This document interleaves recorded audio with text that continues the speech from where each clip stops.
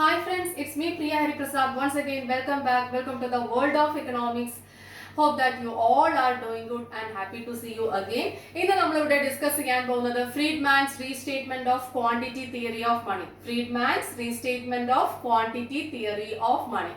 അപ്പോൾ നമുക്കറിയാം quantity theory of മണിയുമായി റിലേറ്റ് ചെയ്തിട്ടുള്ള എല്ലാ തിയറീസും വളരെ വളരെ ഇമ്പോർട്ടന്റ് ആണ്, especially for degree level students അല്ലേ.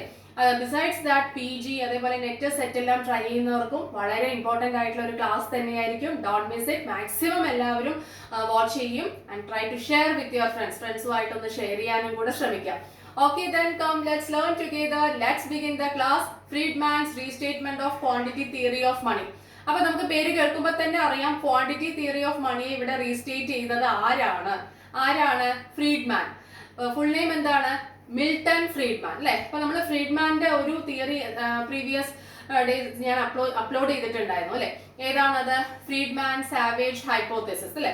അപ്പം അതേ എക്കണോമിക്സ് തന്നെയാണ് ഇത്, മിൽട്ടൺ ഫ്രീഡ്മാൻ. അദ്ദേഹത്തിന്റെ വളരെ ഫേമസ് ആയിട്ടുള്ള ഒരു തിയറിയാണ് മോഡേൺ തിയറി ഓഫ് എന്താ പറയുക ക്വാണ്ടിറ്റി തിയറി ഓഫ് മണി എന്നും ഇതിനെ പറയും. ഓക്കെ, അപ്പം he tries to restate the old quantity theory of money. Okay, അദ്ദേഹം എന്താണ് ചെയ്തിരിക്കുന്നത്? റീസ്റ്റേറ്റ് ചെയ്യാൻ old quantity theory of money ഒന്ന് റീസ്റ്റേറ്റ് ചെയ്യാനാണ് ആര് ട്രൈ ചെയ്തിരിക്കുന്നത്? ഫ്രീഡ്മാൻ ട്രൈ ചെയ്തിരിക്കുന്നത്. ഓക്കെ, അദ്ദേഹം 1956 ഹി റോട്ട് ആൻ എസ്സേ, ഒരു എസ്സേ എഴുതിയിട്ടുണ്ടായിരുന്നു. Okay, the quantity theory of money a restatement എന്ന് പറഞ്ഞിട്ട്, the quantity theory of money a restatement എന്ന് പറയുന്ന ഒരു എസ്സേ 1956 അദ്ദേഹം എഴുതിയിട്ടുണ്ടായിരുന്നു. Then in that essay he beautifully restated the old quantity theory of money. In that essay he beautifully restated the old quantity theory of money. ആ എസ്സേക്കകത്താണ് അദ്ദേഹം ഈ old quantity theory of മണിയെ ഒന്ന് restate ചെയ്ത് modify ചെയ്ത് എഴുതാൻ ശ്രമിച്ചിരിക്കുന്നത്. അതാണ് നമ്മളിപ്പോൾ ആ വേർഷൻ ആണ് നമ്മളിപ്പോൾ പഠിക്കുന്നത്. Okay, that is the restatement of quantity theory of money by Milton Friedman. Okay, the great economist. Okay then, അപ്പൊ നമുക്കത് സ്റ്റാർട്ട് ചെയ്യാം.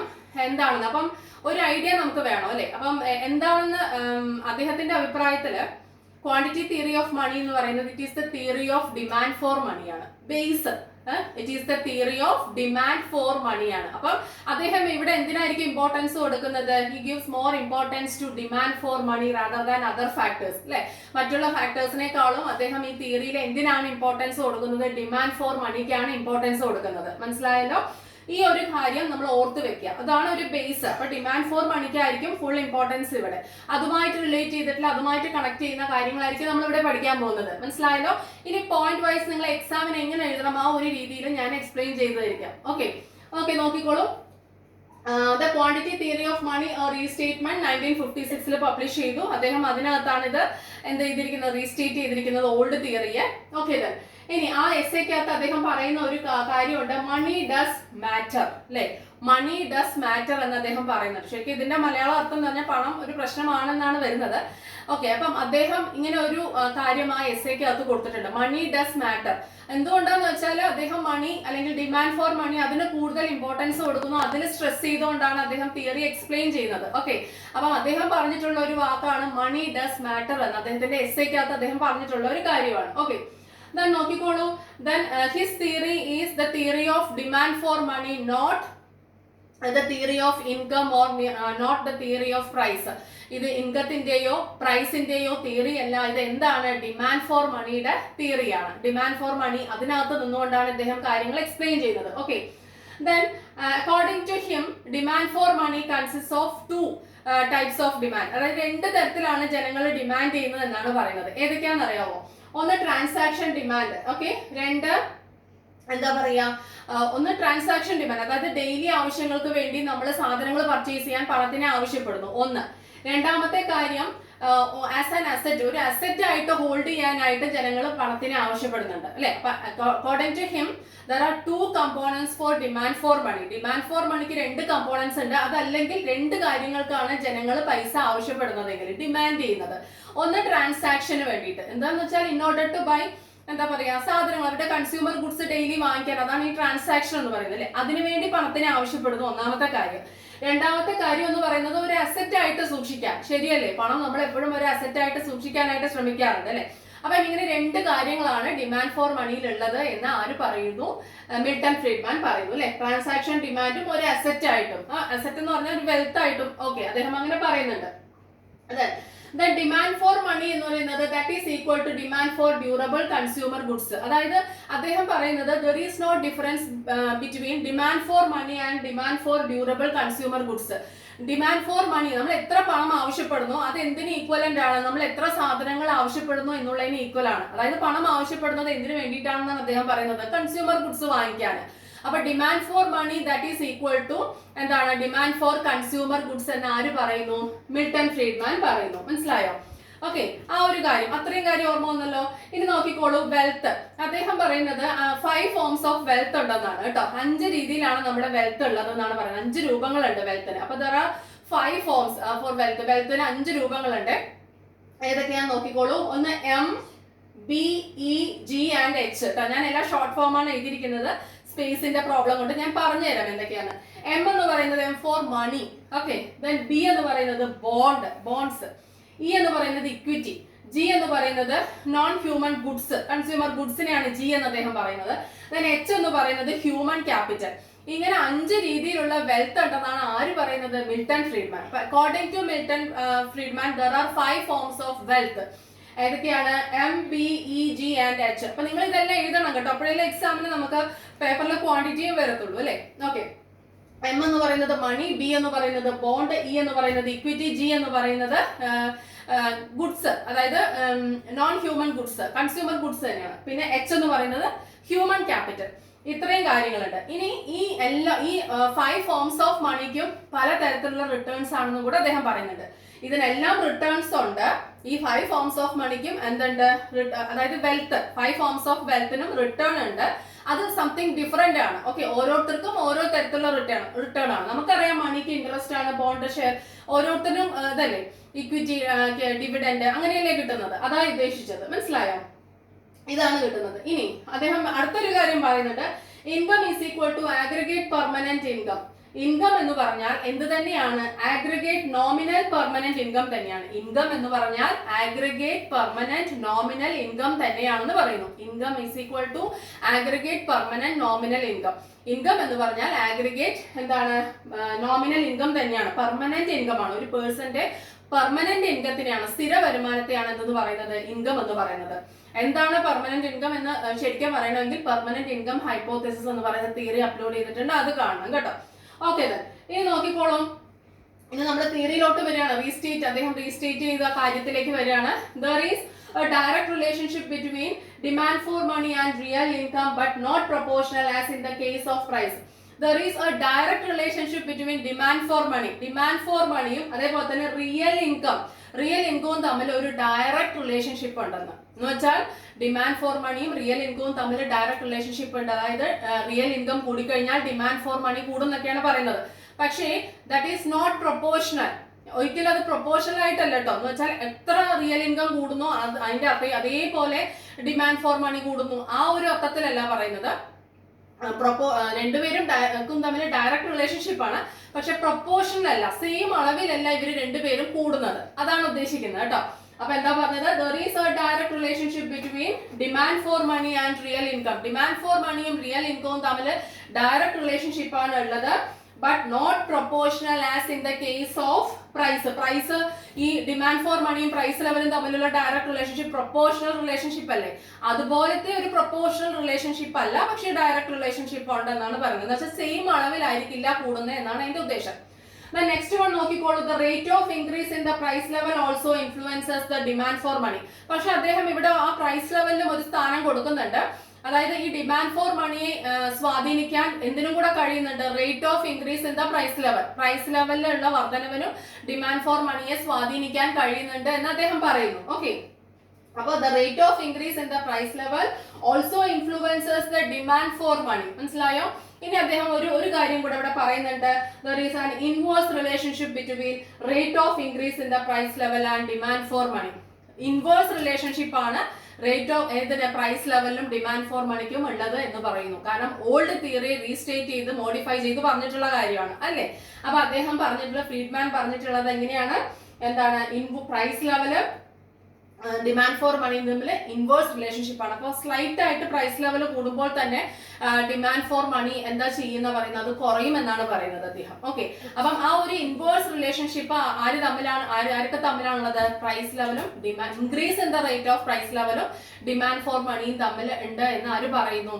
മിൽട്ടൺ ഫ്രീഡ്മാൻ പറയുന്നു. അപ്പൊ ഇത്രയും കാര്യങ്ങൾ ഇങ്ങനെ പോയിന്റ് ഔട്ട് ചെയ്ത് എഴുതാൻ, നന്നായിട്ടൊന്ന് എലോബറേറ്റ് ചെയ്ത് വിശദീകരിച്ച് എഴുതുവാണെങ്കിൽ നിങ്ങൾക്ക് പേപ്പറിൽ ഒരുപാട് കാര്യങ്ങൾ എഴുതി ഈ ഓരോ കാര്യവും എന്താണെന്നൊക്കെ പേര് താഴെ താഴെ എഴുതുവാണെങ്കിൽ പേപ്പറിൽ ക്വാണ്ടിറ്റിയും കൂടെ വരും. മനസ്സിലായോ? അപ്പം ഇത്രയും കാര്യം മനസ്സിലായെന്ന് വിചാരിക്കുന്നു. റിപ്പീറ്റ് ചെയ്തൊന്ന് വീഡിയോ കേൾക്കണം. ഇനി നമുക്ക് ഇതിന്റെ ഒരു ഇക്വേഷനും ഒരു ഡയഗ്രവും മാത്രമാണുള്ളത്. അപ്പൊ ഞാൻ ജസ്റ്റ് ഒന്ന് ടേൺ ചെയ്യാൻ പോവാണ്.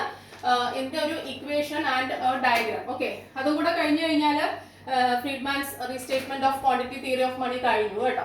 അപ്പം നമുക്കറിയാം ഏതൊരു ടെക്സ്റ്റിലും എങ്ങനെയാ കൊടുത്തിരിക്കണമെന്ന്. കാരണം ഒരുപാട് അങ്ങ് കടൽ പോലെ കൊടുത്തു കാണും. ഓക്കെ, അപ്പൊ അതിൽ നിന്നും നമ്മൾ എന്താണ് എഴുതേണ്ടതെന്ന് നോട്ട് ചെയ്ത് വെക്കണം. മനസ്സിലായോ? അപ്പൊ നോക്കിക്കോളൂ. അക്കോർഡിംഗ് ടു ഹിം, അദ്ദേഹത്തിന്റെ അഭിപ്രായത്തിൽ അല്ലെങ്കിൽ അദ്ദേഹത്തിന്റെ ഇക്വേഷൻ ആണ് ഈ മോഡിഫൈ ചെയ്തപ്പോൾ അദ്ദേഹം ഒരു ഇക്വേഷൻ ഫോം ചെയ്തിട്ടുണ്ടായിരുന്നു ക്വാണ്ടിറ്റി തിയറി ഓഫ് മണിക്ക്. അതേതാണ് നോക്കിക്കോളൂ. m is equal to f of p rb minus 1 by rb into drb dt then ഒരു സെക്ഷൻ. ഓക്കെ, അത് കഴിഞ്ഞിട്ട് re into 1 by p into dp then divided by dt minus 1 by re into dre into divided by dt then ഒരു ആ segment then 1 by p into dp by dt. Okay, അപ്പം ഈ ഇവിടെയൊക്കെ പറയുന്ന ഈ derivation അദ്ദേഹം ഉപയോഗിച്ചാൽ നമുക്കറിയില്ല ഡെറിവേഷൻ എഴുതുന്നത് എങ്ങനെയാണെന്ന് അറിയത്തില്ല, അതുകൊണ്ടാണ് ഈ ഡി ഉപയോഗിച്ചിരിക്കുന്നത് കേട്ടോ. ഒന്നാമത്തെ കാര്യം. അപ്പൊ ഇത് കണ്ടിട്ട് ഞെട്ടണ്ട, കാരണം ഇത് നന്നായിട്ട് നോക്കി വെച്ചാൽ മതി. വളരെ സിമ്പിൾ ആണ്. കുറച്ച് കമ്പോണൻസ് ഉണ്ട്, അത്രയേ ഉള്ളൂ. നമ്മൾ നേരത്തെ മണി വെൽത്തിന്റെ കമ്പോണൻസ് പറഞ്ഞില്ലേ, ആ കമ്പോണൻസ് ഒക്കെ ഇതിനകത്ത് ഉണ്ടെന്നേ ഉള്ളൂ. അപ്പൊ P price level, R B എന്ന് പറയുന്നത് ബോണ്ടിന്റെ റിട്ടേൺ ആണ് കേട്ടോ. ആർ ബി എന്ന് പറയുന്നത് ബോണ്ടിന്റെ റിട്ടേൺ ആണ്. അതേപോലെ തന്നെ ആർ ഇ എന്ന് പറയുന്നത് ഇക്വിറ്റിയുടെ റിട്ടേൺ ആണ് അവിടെ കൊടുത്തിരിക്കുന്നത്. ദെൻ അതേപോലെ 1 by p into dp by dt എന്ന് പറഞ്ഞാൽ റിട്ടേൺ ഫ്രം ഗുഡ്സ്. ഈ ഗുഡ്സ് അതിൽ നിന്നും നമ്മൾ പറഞ്ഞില്ലേ ഹ്യൂമൻ ഗുഡ്സ് എന്ന് പറഞ്ഞില്ലേ, അതിൽ നിന്നും കിട്ടുന്ന റിട്ടേൺ ആണ് 1 by p into dp by dt എന്ന് പറയുന്നത് ഹ്യൂമൻ ഗുഡ്സിൽ നിന്നുമുള്ള റിട്ടേൺ ആണ്. പിന്നെ ഞാൻ ആർ ഇ പറഞ്ഞു, എന്താണത്? ഇക്വിറ്റിയുടെ റിട്ടേൺ. പിന്നെ അതിന്റെ ഡെറിവേഷൻ ആണ് ഇവിടെ കൊടുത്തിരിക്കുന്നത് 1 by re into dre by dt. അതിന്റെ ഡെറിവേഷൻ, ഓരോത്തിന്റെ ഡെറിവേഷനും അതാ കൊടുത്തിരിക്കുന്നത്. ആർ ബി എന്ന് പറഞ്ഞാൽ ബോണ്ടിന്റെ എന്താണ്? ആർ ബി എന്ന് പറഞ്ഞാൽ ബോണ്ടിന്റെ റിട്ടേൺ. ഓക്കെ, അപ്പൊ പി പ്രൈസ് ലെവല്. അത് കൂടാതെ ഇനി ഒരു പോർഷൻ കൂടി ഉണ്ട് WYM. അതിൽ W എന്ന് പറഞ്ഞാൽ variables affect tastes and preferences of the consumer. W എന്ന് പറഞ്ഞാൽ കൺസ്യൂമറുടെ ടേസ്റ്റിനെയും പ്രിഫറൻസിനെയും ബാധിക്കുന്ന ഘടകങ്ങൾ, വേരിയബിൾസ് ആണത്. Y ഇൻകം ആണ്. ഓക്കെ, M എന്ന് പറയുന്നത് മണി. M എന്ന് പറയുന്നത് എന്താണ്? മണി.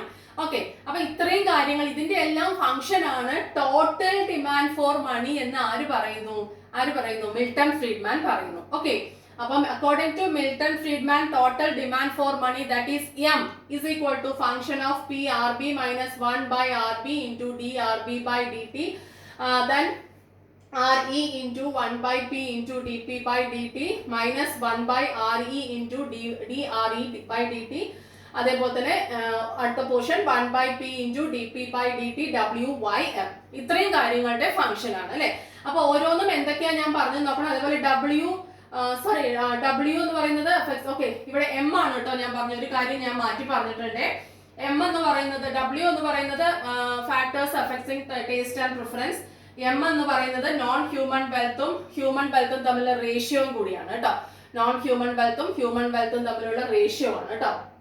ഓക്കെ, അപ്പൊ ഇത്രയും കാര്യങ്ങൾ ഇതിനകത്തുണ്ട്. അപ്പം ഇത് റിപ്പീറ്റ് ചെയ്ത് കേൾക്കണം. ആ ഇക്വേഷൻ ആയി. ഇനി നമുക്ക് എന്തിലോട്ട് കടക്കാം? Diagram.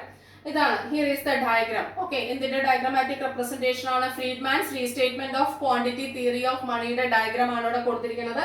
In this diagram, x-axis represents or measures demand for money and supply of money. X-axisൽ demand for moneyയും supply of moneyയും ആണ് റെപ്രസെന്റ് ചെയ്യുന്നത്. Y-axisൽ ഇൻകം ലെവൽ. Y-axisൽ എന്താണ്? ഇൻകം ലെവൽ അല്ലെ. അപ്പൊ നമുക്കറിയാം ഇവിടെ ഫ്രീഡ്മാൻ ഇൻകം ലെവലും ഡിമാൻഡ് ഫോർ മണിയും തമ്മിലുള്ള റിലേഷൻ ആണ് നമുക്ക് കാണിച്ചു തരാൻ പോകുന്നത്. Then MD is the demand for money curve അല്ലെ. മണിയുടെ ഡിമാൻഡിന്റെ കർവ് ആണ് MD എന്ന് പറയുന്നത്. ഒറിജിൻ നിന്നും സ്റ്റാർട്ട് ചെയ്യുന്നു. ഓക്കെ, അപ്പം ഇൻകം സീറോ ആണെങ്കിൽ ഡിമാൻഡ് ഫോർ മണിയും സീറോ ആണെന്നാണ് ആര് പറയുന്നത്? മിൽട്ടൺ ഫ്രീഡ്മാൻ പറയുന്നത് അല്ലെ. അപ്പൊ ഇൻകത്തിനനുസരിച്ചിട്ടാണ് ഇവിടെ എന്ത് മൂവ് ചെയ്യുന്നത്? Demand for money. ഓക്കെ തന്നെ. അപ്പൊ നോക്കിക്കോളൂ. ഇനി ഈ എം എസ് എന്ന് പറഞ്ഞ കണ്ടോ, ഒരു vertical straight line parallel to OY axis കണ്ടോ. താഴെ ഞാൻ ഇവിടെ എം എന്ന് എഴുതിയിട്ടുണ്ട് പേര്. MS അത് സപ്ലൈ ഓഫ് മണിയുടെ കർവാണ്. ഇത് MS1 എന്ന് പറയുന്നത് സപ്ലൈ ഓഫ് മണി കൂടുമ്പോഴുള്ള എന്താണ് കർവാണ് കേട്ടോ. ഇവിടെ നോക്കിക്കോളൂ. ഇനീഷ്യൽ സ്റ്റേജിൽ OY ആണ് ഇൻകം അല്ലെ. അപ്പൊ അവിടെ E എന്ന് പറയുന്നത് ഇക്വലിബ്രിയം പോയിന്റ്. അവിടെ ഡിമാൻഡ് ഫോർ മണിയും സപ്ലൈ ഓഫ് മണിയും ഈക്വൽ ആണ്. അവിടെ എന്താണ് ഡിമാൻഡ് ഫോർ മണിയും സപ്ലൈ ഓഫ് മണിയുടെ അളവ് എന്താണ്? OM എന്ന് പറയുന്ന അളവ്. ശരിയാണോ? ഇനി OY1 ആയിട്ട് ഇൻകം ലെവൽ കൂടി. ഇൻകം ലെവൽ OY1 ആയിട്ട് കൂടി. അപ്പം എന്താ സംഭവിച്ചത്? ഡിമാൻഡ് ഫോർ മണിയും സപ്ലൈ ഓഫ് മണിയും ഇങ്ങോട്ട് കൂടി അല്ലെ. സപ്ലൈ ഓഫ് മണി കൂടി. എത്രയാ കൂടിയിരിക്കുന്നത്? OM1 ആയിട്ട് കൂടി. ഇവിടെ ഞാൻ M1 ആണ് മാർക്ക് ചെയ്തിരിക്കുന്നത് കേട്ടോ. M1 ആയിട്ട് കൂടി. പുതിയ ഇക്വലിബ്രിയം പോയിന്റ് E1 ആണ്. അപ്പം ഇവിടെ ഇൻകം ലെവല് Yയിൽ നിന്നും Y1ലേക്ക് കൂടി. Mൽ നിന്നും M1ലേക്ക് എന്ത് കൂടി? ഡിമാൻഡും സപ്ലൈയും കൂടി. എസ്പെഷ്യലി ഡിമാൻഡ് ഫോർ മണി കൂടി എന്നാണ് നമ്മൾ പറയേണ്ടത് കേട്ടോ. ഓക്കെ. പക്ഷേ ആ ഇൻകം ലെവൽ കൂടിയതിന്റെ അത്രയും കണ്ട് എന്ത് കൂടുന്നില്ല? സെയിം ലെവലിലല്ല എന്ത് കൂടുന്നത്? ഈ ഡിമാൻഡ് ഫോർ മണി കൂടുന്നത്. അത് നമ്മൾ പറഞ്ഞിട്ടുണ്ട് അല്ലെ. സെയിം ലെവലല്ല, പ്രൊപ്പോർഷൻ ആയിട്ടല്ല എന്ന് മാത്രം, ഒരേ അളവിലല്ല കൂടുന്നത്. മനസ്സിലായോ? അതുകൊണ്ടാണ് ആ ഗ്യാപ്പിൽ വ്യത്യാസം ഇല്ലേ. ഓക്കെ. അപ്പൊ ഇവിടെ മെയിൻ ആയിട്ട് എഴുതേണ്ട കാര്യം demand for money changes along with income. ഇൻകത്തിന്റെ ഒപ്പമാണ് ഡിമാൻഡ് ഫോർ മണി ചേഞ്ച് ചെയ്യുന്നത്. ഡിമാൻഡ് ഫോർ ഇപ്പൊ ഇൻകം സീറോ ഒക്കെ ആണെങ്കിൽ എന്താ പറയാ, ഡിമാൻഡ് ഫോർ മണിയും സീറോ ആണെന്നാണ് പറയുന്നത്. പിന്നെ ഇൻകം ലെവൽ പതുക്കെ കൂടും തോറും എന്താ ഡിമാൻഡ് ഫോർ മണി കൂടുന്നു, പക്ഷെ ഒരേ പ്രൊപ്പോർഷനിൽ കൂടുന്നില്ലെന്ന് ആര് പറയുന്നു? ഫ്രീഡ്മാൻ പറയുന്നു. അദ്ദേഹം ഇതാണ് മോഡിഫൈ ചെയ്ത് കൊണ്ടുവന്നിരിക്കുന്നത്. മനസ്സിലായോ? അപ്പം ഇതാണ് ഡയഗ്രാം. എക്സ് ആക്സിസിലെ ഡിമാൻഡ് ഫോർ മണിയും സപ്ലൈ ഓഫ് മണിയും, Y ആക്സിസിലെ ഇൻകം ലെവല് MD എന്ന് പറയുന്ന ലൈൻ ഒറിജിനിൽ നമ്മൾ വരച്ചിട്ടുണ്ട് അല്ലെ. MD എന്ന് പറയുന്ന ഈ ലൈൻ ഇതാണ് എന്തെന്ന് പറയുന്നത്? ഡിമാൻഡ് ഫോർ മണിയുടെ കർവ്. MS എന്ന് പറയുന്നത് സപ്ലൈ ഓഫ് മണി. MS1 എന്ന് പറഞ്ഞ സപ്ലൈ ഓഫ് മണി കൂടിയതിന്റെ ഇതാണ് കാണിക്കുന്നത്. ഓക്കെ. ദെൻ OY ആയിരുന്നപ്പം ഇൻകം, OM ആണ് ഡിമാൻഡ് ഫോർ മണി. അതേപോലെ OY1 ആയിട്ട് ഇൻകം കൂടിയപ്പോൾ OM1 ആയിട്ട് എന്ത് കൂടി? ഡിമാൻഡ് ഫോർ മണി കൂടി. സപ്ലൈയും കൂടി, പക്ഷെ നമ്മൾ ഡിമാൻഡിനാണല്ലോ ഇവിടെ സ്ട്രെസ് കൊടുക്കുന്നത്. ഓക്കെ. പുതിയ ഇക്വിലിബ്രിയം പോയിന്റ് ആയി. അപ്പൊ ഇവിടെ ചുരുക്കി പറയുകയാണെങ്കിൽ എന്താണ്? Demand for money changes along with income according to whom? According to Milton Friedman. മനസ്സിലായല്ലോ? അപ്പം ഈ ഇക്വേഷനിൽ കൺഫ്യൂഷൻ ഉണ്ടെങ്കിൽ റിപ്പീറ്റ് ചെയ്ത് കേൾക്കണം. ജസ്റ്റ് അത് എഴുതിയാൽ മതി. പിന്നെ എന്തൊക്കെയാ കാര്യങ്ങൾ എഴുതിയാൽ മതി. ഒന്നുമില്ല, അത് ഓരോന്നിന്റെ റിട്ടേൺ മാത്രമേ അവിടെ കൊടുത്തിട്ടുള്ളൂ, അല്ലാതെ വേറെ ഒന്നുമില്ല. മനസ്സിലാവുണ്ടോ? ഈ ഇത്രയും കാര്യങ്ങളൊക്കെ എക്സ്പ്ലെയിൻ ചെയ്താൽ മതി. WYM ഒക്കെ അറിയാം, കാരണം Y ഇൻകം ആണ്. ഇതൊക്കെ കോമൺ ആയിട്ടുള്ള കാര്യങ്ങളാണ്, അതൊന്നും പ്രോബ്ലം ഇല്ല. മനസ്സിലായോ? അപ്പം ഇത്രയും കാര്യങ്ങൾ എഴുതിയാൽ ഇതിനകത്ത് എല്ലാം, അതായത് അദ്ദേഹം മോഡിഫൈ ചെയ്തിട്ടുള്ള ബേസിക് ആയിട്ടുള്ള എല്ലാ കാര്യങ്ങളും ഉൾപ്പെട്ടിട്ടുണ്ട്. അപ്പൊ ഇത് എക്സാമിൽ എഴുതുമ്പോൾ ചിലർക്ക് സംശയം വരും, ഇത് എഴുതിയാൽ മതിയോന്ന്. അപ്പൊ പേപ്പർ വായിച്ചിട്ട് മാർക്ക് ചെയ്യുന്നവരാണെങ്കിൽ ഇത് എഴുതിയാൽ അവർക്ക് മനസ്സിലാവും, ആയിക്കോട്ടെ ഈ ബേസ് ഉണ്ട്, മാർക്ക് തരും. ഇനി വായിക്കാതെ ഇങ്ങനെ നോക്കിയിട്ട് പേപ്പർ വെയിറ്റ് നോക്കിയിട്ടൊക്കെ ചെയ്യുവാണെങ്കിൽ അപ്പൊ നിങ്ങൾ കുറച്ചും കൂടെ എലാബറേറ്റ് ചെയ്തൊന്ന് എഴുതുക. അത്രേ എനിക്ക് പറയാനുള്ളൂ. ഓക്കെ. അപ്പം മാക്സിമം എല്ലാവരും കാണാൻ, എന്തെങ്കിലും സംശയം ഉണ്ടെങ്കിൽ റിപ്പീറ്റ് ചെയ്ത് കാണാം, എന്നിട്ട് സജഷൻ അറിയിക്കുക. ഓക്കെ. എല്ലാവരും കാണുകയും ഫ്രണ്ട്സുമായിട്ട് ഷെയർ ചെയ്യുകയും ചെയ്യാം. വീണ്ടും ഇതേപോലെ അടുത്ത വീഡിയോയിലൂടെ കാണാം. ഓക്കെ. Thank you. താങ്ക്സ്.